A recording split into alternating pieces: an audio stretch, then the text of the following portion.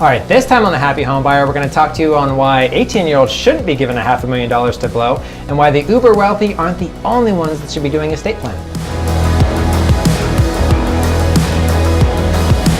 Hey guys, we're here with Jeffrey Lynch of the law offices of Jeffrey D. Lynch. So thank you for being here today. Thanks for inviting me, Becky. I appreciate it. Perfect. Why don't you tell us just a little bit about you, and then we'll get right into our topics for today. Sure. I began my career in the insurance business. Worked with a lot of farming and ranching families throughout the state until the recession hit, when I decided to fulfill a lifelong dream of becoming an attorney. Awesome. Lifelong dream accomplished. Let's get some questions asked. But before we get into the real estate law and trust and all these other fun pieces, I wanted to talk a little bit about rising interest rates and what we collectively, as our little professionals here, think it's going to mean for our local real estate markets. If you look earlier this year, interest rates, or at least the ones that we published, were like 4.0%. They've gone up about 0.5 point to 4.5%. And some people, that kind of puts them on edge. Other people kind of don't really care, but I like to quantify things. So if you look at a $250,000 mortgage, the difference between the rates then and the rates now basically means a $72 a month change in their total payment. So not the end of the world? No, it's not. I could shop a little bit less. You can. It's not that hard to save an extra $72 a month, and we definitely don't see it making it so that people can't qualify for loans. But what do you see on the title side? Do you see orders slowing down? Do you see people, running around pulling their hair out? Do you see any of these things? It's not so much that it slowed down. It's just transactionally, we're kind of where we were at last year, maybe a little bit less, but the dollar values are up. Perfect. And what I actually see is I work with a fair amount of investors, and I see folks that are out there right now that are buying rental homes. They're actually deciding to buy more now because in their minds, they're buying it at a better price because they're getting the better mortgage rates now than where they could potentially be down the road if mortgage rates continue to do what they're going to do. Do you work with many investors? I work with a ton of investors. I think that there's a huge benefit in adding that investment property to your overall portfolio,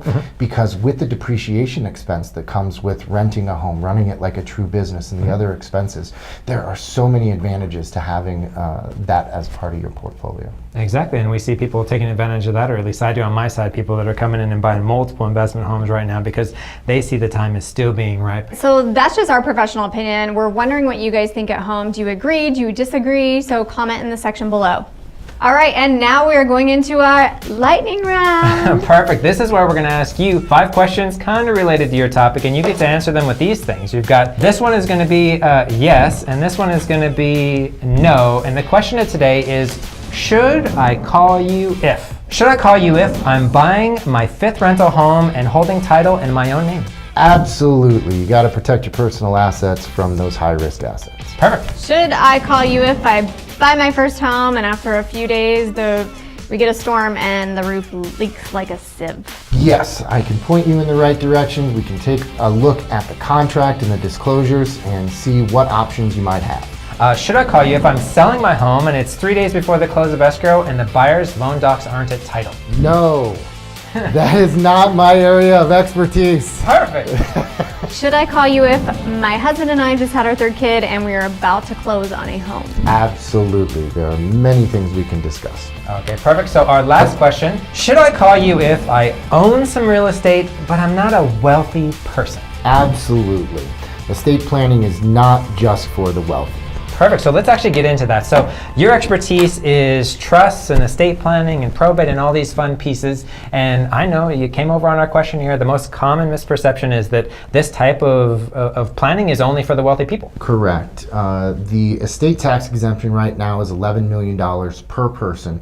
So the complex estate planning for the very wealthy doesn't apply to most people.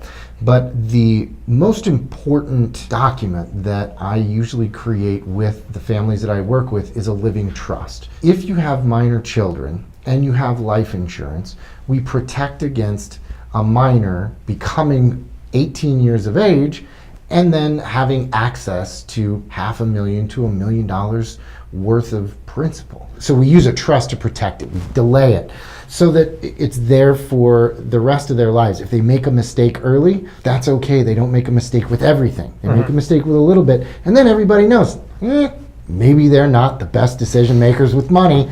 well, let's put them on an allowance, you know? That totally makes sense. So you're helping people put it together so that they don't blow through the money like people are tempted to do, so that in the end they're left with maybe their bills paid, maybe their house paid, maybe something like that, instead of just having a whole lot of fun for a day and a half. When we say people don't have to be wealthy to call you, I assume that means that it doesn't cost so much money to get this set up that it's just unreasonable. Is that true? Absolutely. That was the whole point in having my own law firm, is I can keep my rates reasonable. I have control over my overhead so that I can provide these services to families that need them. So there's the levels. There's the jump on the internet and let Wikipedia tell you what to do. That's right. There's the I can't afford this unless I am a wealthy person, and there's you in the middle that's going to be able to bring all of that to the table and then help these folks out. That's it. Okay, so our audience is mainly realtors. So, Okay. so what should they be thinking? Is it just thinking of their clients that have kids and are buying homes, or they're investors? Like, what is the perfect person to be thinking of these things that you can help out the most? When a realtor is working with a family that's buying their first home, there's questions that have to be answered that someone who's been renting their entire life, they've never had to address them. That's a good time for me to come in and be able to provide them the advice, talk about all of their options with them. All right, on the title side, I know if they ask you questions, are you guys even allowed to give them advice? Not in regard to how to hold title. Right, which no, makes sense. they need Right. to decide that for themselves. Exactly, and I don't think that the average, especially somebody that's been renting their whole life, is just now buying a home. The realtor really isn't allowed to give them advice. I'm certainly not going to be able to give them advice. You guys have a policy against giving them advice because none of us are lawyers. So have them give Jeffrey a call. He can chat with them about maybe the best way for them to hold title, and if they are somebody who is a really good fit for having a trust, he can probably help them put it together and do it for a reasonable fee, so that way when they do throw it in a drawer and forget about it for absolutely forever, they're not going to feel too horrible about having done so. All right, so you heard it here. Life is complicated. We can't always anticipate what's going to happen, and there's a lot of money on the line. So I think it's important to give an attorney a call. I'd like to thank Jeffrey for being here on the show.